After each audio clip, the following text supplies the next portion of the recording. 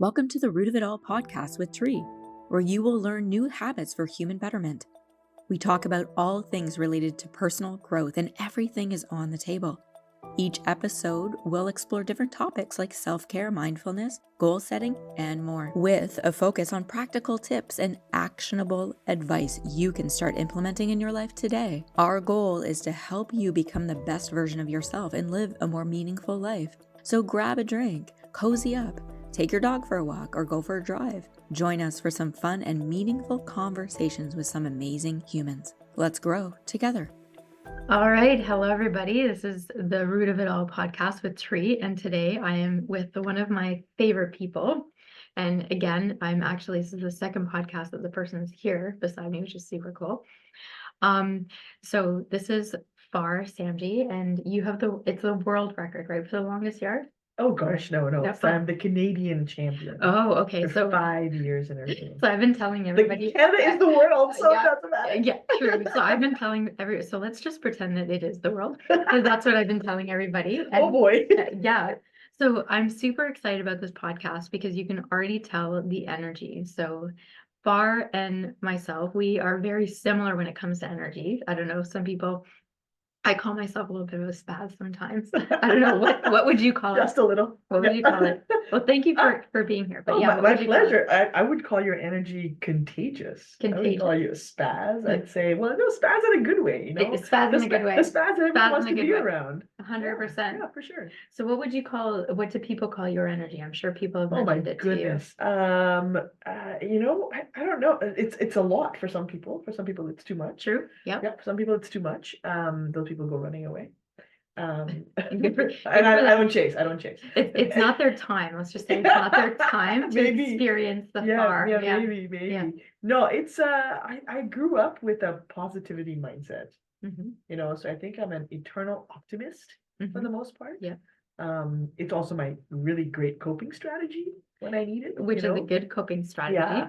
Totally. Yeah. But no, I like the lighthearted, I like the jokey, I like the open, you know. Jokey, open. I love these words. Yeah. I love it. Totally. And we're totally aligned. Yeah. So when you say that, like, growing up, was it somebody that influenced you to be that way? Well, I grew up in Kenya, right, in East Africa. My parents still live there, and my dad is also an eternal optimist, you know, and it was all we grew up surrounded by poverty.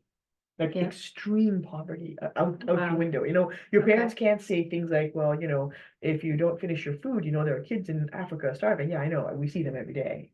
Right. You know what I mean? Yeah. Like, so when you grow up around like extreme poverty, I think you have to find a way to not be so bogged down by, you know, sometimes your own privilege can get the better of you. You know, and the guilt and the shame of not being poor when you're surrounded by poverty. I don't know if I'm making any sense, but so you learn at a very young age that things could be worse. Yes, so to really appreciate and have gratitude for what you have, right? Because what you don't have is it's a stone throw away of what the possibility could have been. Yeah, and then you know, and the words of you know, first world problems, right? Become really prevalent. I mean, when I grew up, if we didn't have electricity, which we didn't half the week, we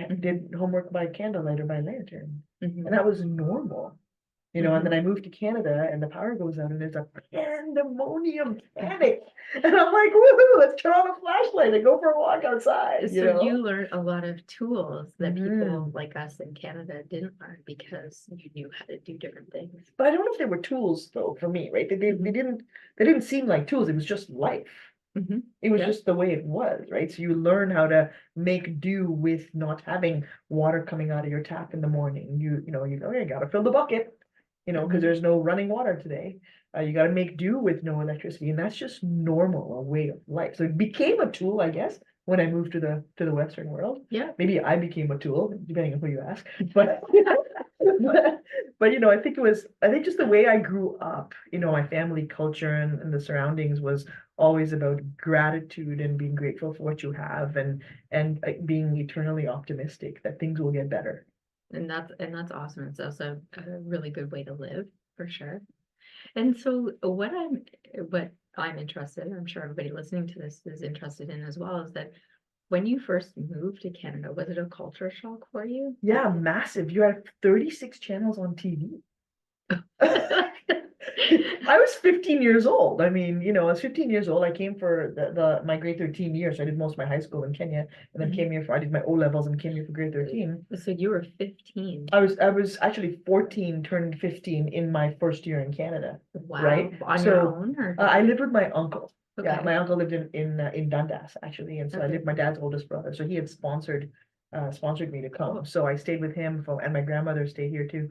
I stayed with him for the first year. So as a kid in grade 13 at the time, coming from Kenya, 36 channels on TV, like that's freaking amazing. Wow. I could just like walk into a place and get a burger, like the variety of things that were available. Like there's no McDonald's in Kenya, there still isn't.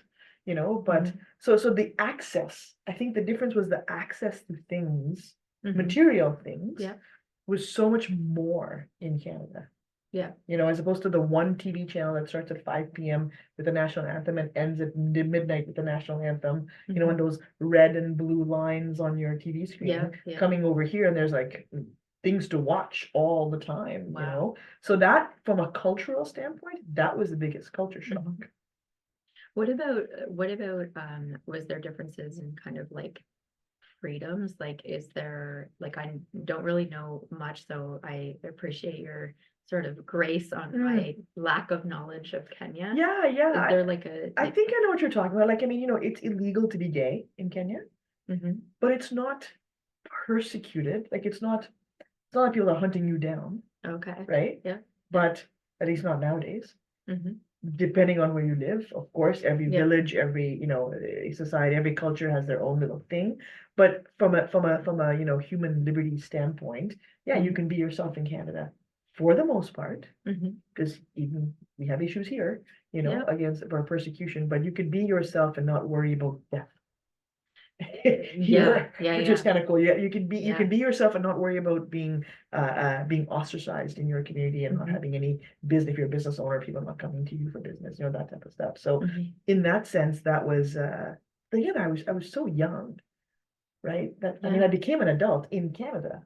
Right. And so I've been, but I go home every year, right? So I'm sort of bridging that gap between what's accepted and what's not accepted, what's acceptable, what's not acceptable. And how long have you been in Canada now?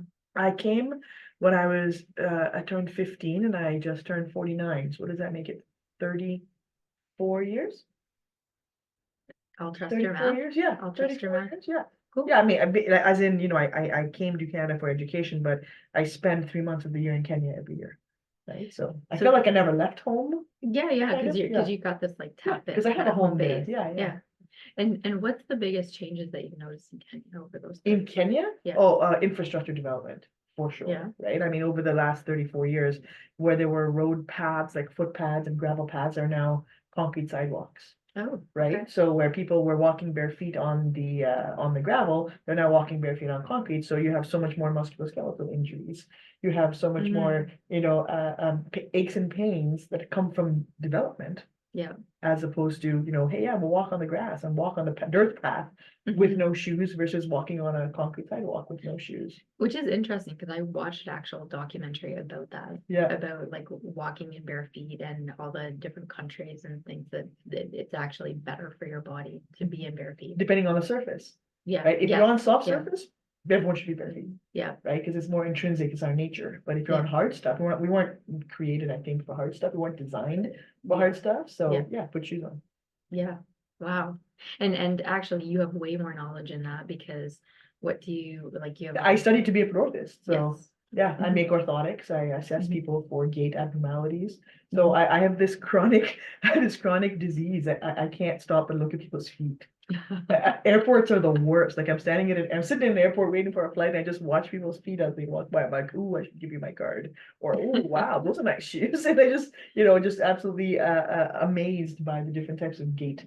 Yes. Yeah. And it actually tells people apart. Like you can just tell that you know the person or not, just even by their gait too. Yeah. Yeah. There's a very distinctive personality trait in Like some a of the caves. fingerprint. Yeah, correct. Yeah, Correct. very cool. It's fun. So the next thing that I want to learn about is the smashing golf stuff. So, That's so fun. yeah, so one of the great things that I got to experience over this past year is to be a part of the smashing golf. So basically you provide, and I'll kind of segue it and then you can give in the details. Okay. But you provide for women specifically. So the story that you tell is that you used to get maybe dragged into different golf things for specifically men for businesses, and then when the women would show up, they were like, oh well, golf is for men, or I'm not that good. So you're bridging the gap for women to actually get better at golf and a safe, open, comfortable, fun environment. And truly I can vouch for that because I've been to a bunch and they're so much fun. So yeah, so tell us more about that. So before I was a pedorthist, I was a Mhm. professional golfer. Yes, And as a professional golfer, once I stopped competing, hence the right? world record. The Canadian World world record. So when I won all the Canadian long drive championships, I'd get Mhm. hired to be on a hole at golf tournaments, hitting drives for people, entertaining them as they came through. Yeah. And when the women came through, and there was like 4 women in the entire field of 144 golfers. Wow. And when the women would come, they'd be like, "Oh, we're not so good. We just, we're just gonna drive the cart, or don't look at Mhm. us," and completely downplaying themselves as women. And when I'd ask them, what role do you play in this company? They're like, "Oh, I'm the CFO, or I'm the VP of." I'm like, "You are Wow. rock star women, yet on the golf course you have zero confidence and zero self-awareness." But the guys out there, I mean, have you seen the guys golf? Yes. They're terrible. They're terrible. But for some reason, they don't mind being terrible in public, but we as women have a really hard time not being good at something in public. So Smashing the Grass Ceiling was born. And the idea was empower and inspire professional women like yourself to use golf as a relationship building tool. Because where do you have 5 hours to converse with somebody, to speak with someone, right? But I needed to provide safe places for women to do that. So that's what Smashing the Grass Ceiling, the 9 holes event, the Smashing Nines are all about, the ones that you came to, right? So women play with other women. We don't keep score. We play basketball. Yeah. We just play and you learn. There's a little tip that you learn. I run a little clinic. You learn from other women. You learn, you meet other people, and you meet in that arena of vulnerability. Yes. Because everyone's a little bit embarrassed in the beginning, and by the end, they're fast friends. Well, Because you and realize lots of laughing though. lots of laughing, right? Right? Because you're laughing at yourself, which is a great coping tool. Is a great skill to have, to be able to laugh at yourself. Which you model for people all the time, which is really great. Yeah, and even if anyone gets a chance to go to any of these, and I encourage you to do that, that it's a lot of fun, and even the way that you teach, it's a lot, it's the way that you just inject jokes and make people just have fun, like genuine fun, which is really great. And so another thing that I'm interested in as well personally, and to ask to get the word out there, is about the golfing that you offer in Kenya as well. Yeah, so why not So bridge the 2 things I love, right? Well, and so it's interesting because I was talking to a friend of mine, and him and his husband, they went to, I think it was Africa somewhere. I don't know exactly where, but he was showing me pictures of their trip, and like, oh my gosh. Yeah, it's something else. Yeah. It's something else. I mean, Africa is such a mysterious place. But being born in Kenya and growing up, when you think safari, it's Kenya that's in your mind. The Nat Geo, the Big Cat Diaries, that landscape, that's Kenya. The big savanna with the big sunsets and the trees. So like animals, like what are the animals that stand out in that? Oh, it depends on the day. Okay. It's Mother Nature. Okay. Whatever she wants to show you that day, she'll show you. So if you were to ask me, Far, if I come on safari with you, will you guarantee I'll see an elephant? I'll say, I won't guarantee anything. I can't guarantee anything. But ask me the right question. Ask me, have you ever not seen an elephant? Okay. And I'll say, no, I've never not seen an elephant. Okay. Right? So right. But the thing is, it's the wild. Right? Other places, when you go on safari, you go to like private sanctuaries where they know exactly where the animals are, or they track them. In Kenya, you are hunting with your eyes and your camera. You are hunting for these animals. You're tracking. Our guides are tracking. You're talking to each other, on your devices to figure out, okay, who's seen what, and what's happening today. So what you see is sights beyond your imagination. Like Wow. literally from me to 8 feet away, you might see a lion or a pride of lions devouring something that they just killed. You might see, I mean, we had a herd, we were stuck, literally stuck, as in we couldn't move because we were around a herd of elephants, like 35 elephants Wow. all around us, right? And they got really curious. They come in, they start, and you're sitting there really quietly because you're in their land, you're in their house, you respect them. Yeah. Right? We're Yeah. sitting super quietly, just watching and listening. Wow. And they just, sniffed our van and off they went, right? But it is, for me, Tree, the number one most incredible experience in the world. Wow. When So, you get to see an animal. well, to get to do that 8 feet every away. year. Oh my gosh, the one Every year I year. didn't go was COVID year. And Oh, right, one year right. I go every single year. Mhm. I didn't go COVID year for obvious reasons because I couldn't travel. Yeah. And my body vibrated differently that year. Like I bet. felt like I was going nuts. It's my reset. Yeah. When I get into the Masai Mara and you see savannah as far as I can see, and then all of a sudden there's an elephant. Wow. And you look that elephant in the eye. He looks you in the eye and changes you, like For it sure. gets into your soul. And there's something about Africa. You talk to everybody that's gone to Africa, they'll tell you there's something about Africa Mhm. that lives inside of you for the rest of your life. Nice. And for me to see that in other people brings me so much joy. Well, yeah, because you plan this thing once a year that people can actually go there and Right. experience it. Yeah, and they'll come with me. So I'll take Yeah. you on my trips. I'm going home. You're coming with me. Yeah. Right? We go together, and then we're going to golf on golf courses in Africa. We're going to golf in golf courses that have giraffes and zebras and antelope and wildebeest and Wow. warthogs. And then we're going to go on safari as well. If you are non-golfers, don't worry about the golf. Just go on the safaris. Nice. Right? So there's lots to do for everybody, but you're coming on my trip. Well, and so I want to go back to that in a second, but what I'm really curious about is that when the day that you leave Canada, Yeah. you go to Kenya and you Yeah. land there. Yeah. What is it that you do? You must have a certain process. Like, so I had family in Montreal. So Yeah. it was like, whenever we hit Montreal, we went to Dunn's, we grabbed Dunn's, and then we went to Mom and Dad's, and then Yeah. like, that's what we did. Yeah. But so look, what is it like? What, as soon as you land, like what? Talk What us is through that. What is that feeling when you come home? You're asking the wrong person. Okay. Yeah. All right. Well, for most people, Yeah. I would imagine the feeling when you come home is one of your whole body going, ah. Yeah. Okay. So yeah, if you're talking about like my actual house, I get it. Yeah, because I Yeah. was brought up with not Many Yeah. homes. yes, Okay, yes, many homes, Yeah, yeah. right? But Yeah. your safe place, the Yeah, place where safe you can place, be yeah. the most you. Yeah. Right? The definition of home for me is where you can be your most you. So when you land, you just like you The breathe in minute- the air. The and you're minute like, that airplane door opens, Mhm. because you've just left, usually you go in the winter, just left, but it's minus something. Yeah. And you land in Nairobi, and when that airplane door opens and you walk out, it's usually dark because it's nighttime, and you smell the air, Mhm. you know you're home. Nice. And your body knows, my body knows that I'm home. Awesome. My home here in Canada feels just the same. When I come home after a day of work, I'm like, I'm home. Yeah.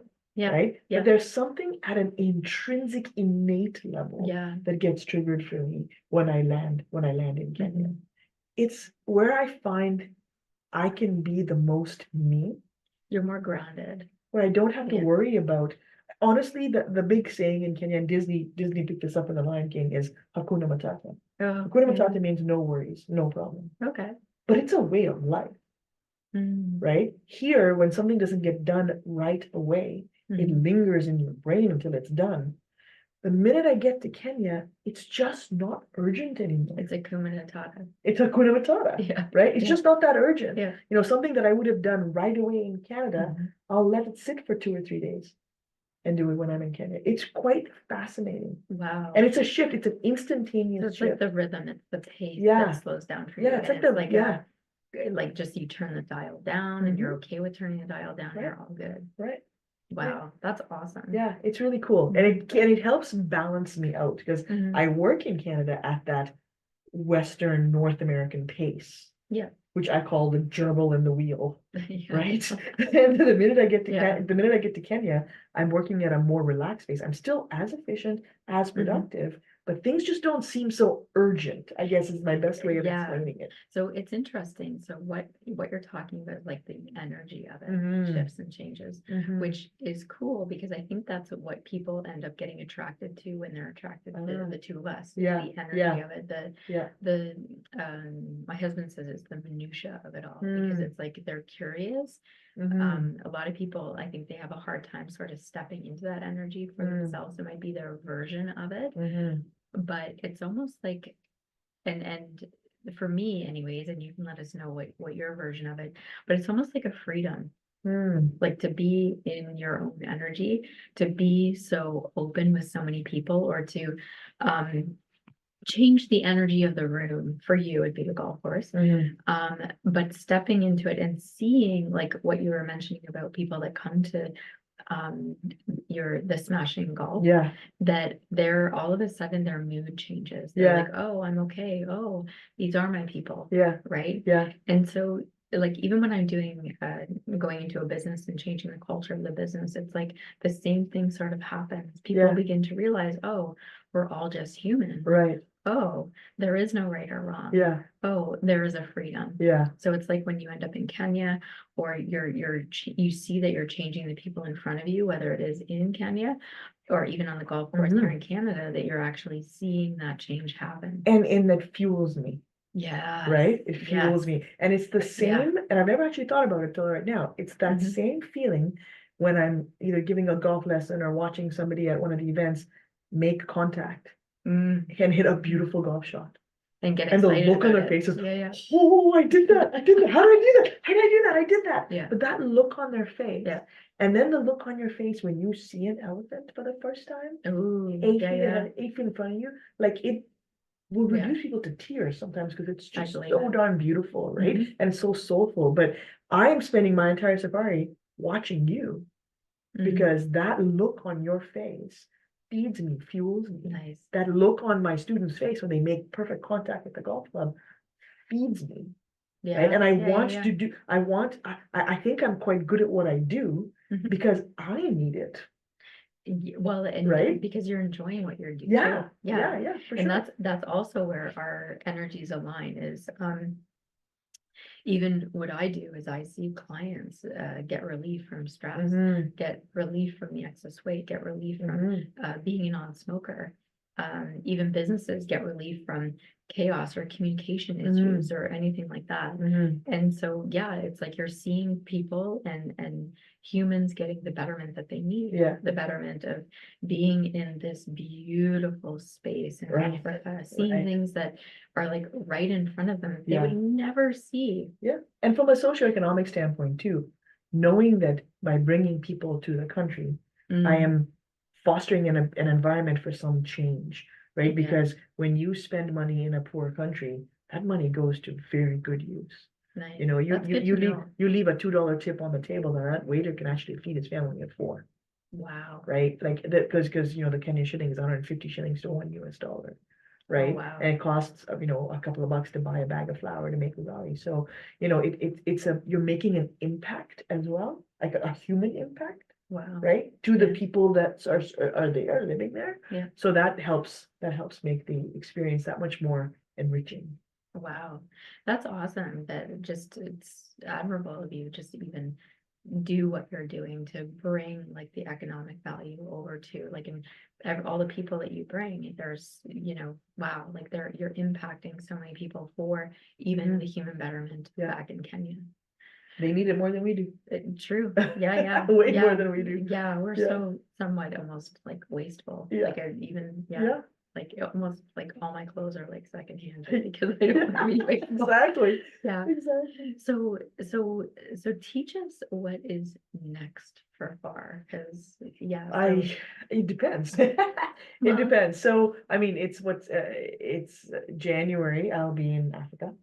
right? So January, February, March, Yeah. I'll be in Kenya. And that's why you're here in person, because it's the only time. And That's right. I'm leaving soon, Yeah. right? Yeah. So yeah, Jan, Feb, March, I'll be in Africa, but I'm always obviously still working remotely, Yeah. you know, and Yeah. taking care of my day job stuff. Which is easier to do now than 34 years ago. That's the gift that COVID has brought Yeah. too. Mhm. That's the gift that True. COVID brought us. But you know, I'm really looking to, like, the circumstances of my life have changed to be able to give me all of this wonderful opportunity and time Mhm. in the winter months. And so I want to fill it with trying to fulfill as many people's bucket dream wishes as possible Nice. to come to Kenya. And if they're golfers, they do a golf safari with me. If they're non-golfers, they do the regular safari. Mhm. You know, it's not just for golfers, right?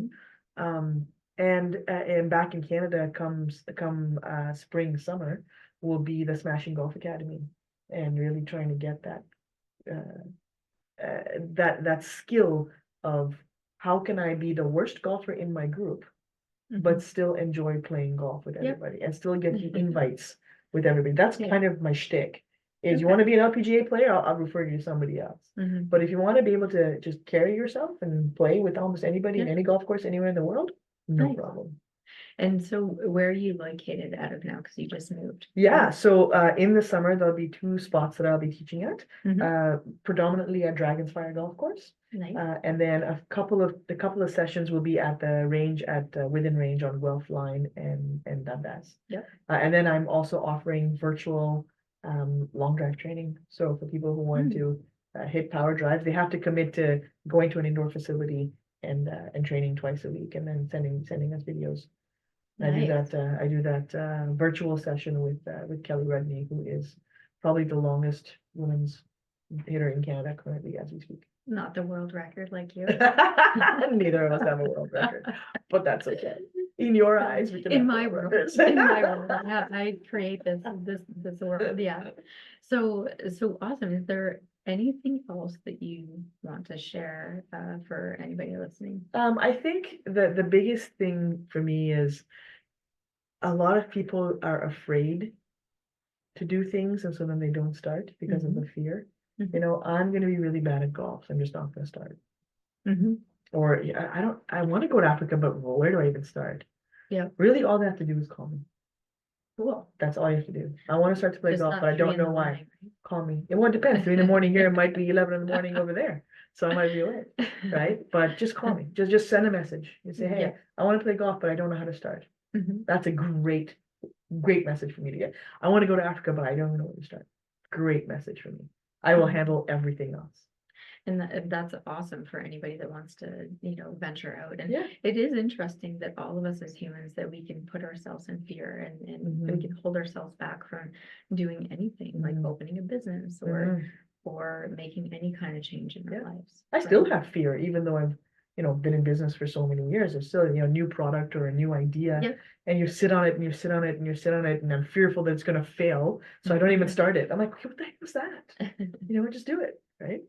Yeah, which is unuseful. That's why people go to you or go to me, because they're getting out of fear then, so that we're guiding them along so that they have proof that they can do it. Yeah. And that they can experience things in different instead of Absolutely. staying in their head, because staying in our head is unuseful. Yeah, it is. Totally. Absolutely. So, well, thank you so much for pleasure. this and sharing your voice, your thoughts, your feelings, and all that stuff to the world. Thanks, world. Yeah, because the world record. But we will have all of your links and everything in this episode and this episode. I don't think we have amazing. season. Yeah, reach out to me on Maybe Instagram, Facebook. Yeah, we'll have all your links. Yeah, All your links. amazing. Oh, and when we have the link for her Instagram, you do lots of tips and stuff on your Instagram. Yeah, which is awesome. lots of golf tips on Instagram. Yeah, someone just asked me about that, and I think they're following you now. Amazing. So awesome. Thank you. Thank you. Well, folks, that's a wrap for today's episode of The Root of It All with Tree. I hope you enjoyed it as much as I did. But before we go, I just wanted to remind you that you can follow us on social media. You can find us on Facebook or Instagram. And we will be posting motivational quotes and behind-the-scenes content that you won't want to miss. You can always sign up to come live while we're filming this, or even join us online through Zoom. We always offer open question and answer after each episode that we don't record, so it's all private, but you can get more involved. So sign up for free at businessgrowthresults.com, and we're going to cover all kinds of different topics that you're not going to want to miss. And if you're looking for that one-on-one guidance or help, be sure to book a free screening.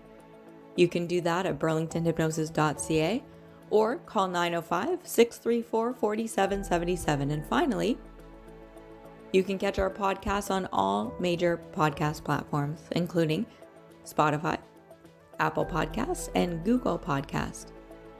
So be sure to subscribe and never miss an episode. Thanks for listening.